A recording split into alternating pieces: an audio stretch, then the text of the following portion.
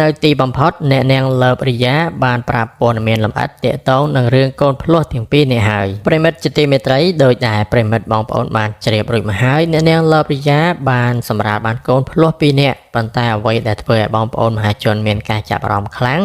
គឺអ្នកនាងលើបរិយាហាក់មិនចង់បង្ហាញកូនភ្លោះទាំងពីរនាក់នោះឡើយប៉ុន្តែយ៉ាងណាមិញនោះស្រាប់តែនៅពេលថ្មីនេះជាពិសេសគឺនៅដើមខែមិថុនាឆ្នាំ2026តែម្ដងគឺអ្នកនាងលើបរិយាចាប់ផ្ដើមបង្ហាញរូបរាងកូនកាន់តែច្បាស់ឡើងជាពិសេសគឺបានប្រាប់ពីឈ្មោះពិតរបស់កូនទាំងពីរនាក់ដែលធ្វើឲ្យបងប្អូនមហាជនមានការចាប់អារម្មណ៍ដោយនៅក្នុងវីដេអូខ្លីអ្នកនាងលើបរិយាបានបញ្ជាក់ថាដោយមានបងប្អូនមហាជនបានសួរនាំអំពីឈ្មោះហើយអ្នកនាងលើបរិយាក៏បានប្រាប់ថាកូនទាំងពីរនាក់មានឈ្មោះថាពេជ្ររស្មីនិងពេជ្ររស្មីហើយកូនទាំងពីរនាក់ពេលដែលសម្រាលភ្លាមនោះគឺម្នាក់មានទម្ងន់ជាង1គីឡូដោយម្នាក់មានទម្ងន់1គីឡូកន្លះហើយម្នាក់ទៀតមានទម្ងន់1គីឡូ6ខាំហើយបើគិតមកដល់ត្រឹមដើមខែ6ឆ្នាំ2026នេះគឺកូនភ្លោះទាំងពីរនាក់មានអាយុជិត3ខែហើយបាទប្រិមិត្តអញ្ចឹងនេះគឺជាព័ត៌មានទាក់ទងទៅនឹងកូនភ្លោះទាំងគូរបស់អ្នកនាងលើបរិយាគឺមួយមានឈ្មោះថាពេជ្ររស្មីមួយទៀតមានឈ្មោះថាពេជ្ររស្មីហើយកូនទាំងពីរនាក់សរុបទៅមានទម្ងន់ពេលដែលសម្រាលភ្លាមគឺមានទម្ងន់សរុបតែ3គីឡូ1ខាំប៉ុណ្ណោះបាទអញ្ចឹងមួយនាក់បានតែ1គីឡូកន្លះទេអញ្ចឹងគឺតូចអញ្ចឹងហើយបានជាពេលសម្រាលហើយភ្លាមអ្នកនាងលើបរិយាមិនបានបង្ហាញពីសភាពរបស់កូនដោយមានការចិញ្ចឹមទុកនៅក្នុងកែវអីចឹងទៅទើបតែមកដល់ពេលនេះដោយសារកូនមានអាយុ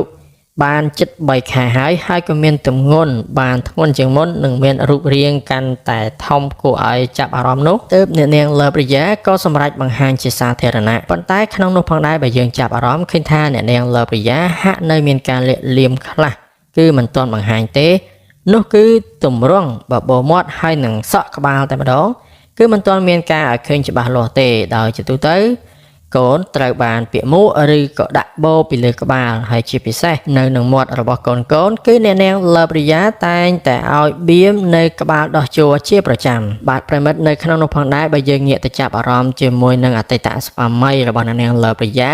គឺលោកហេងគឹមហៀងនោះឃើញថាខណៈពេលដែលអ្នកនាងលើបរិយាចាប់ផ្ដើមបង្ហាញកូនភ្លោះជាបណ្ដានោះក៏ឃើញលោកហេងគឹមហៀងតែងតែបង្ហោះសារតាក់ទងទៅនឹងកូនរបស់លោកផងដែរដោយដំបូងឡើយគេឃើញលោកហេងគឹមហៀងសរសើរកូនដែលរៀនពូកែដោយលោកសរសេរថា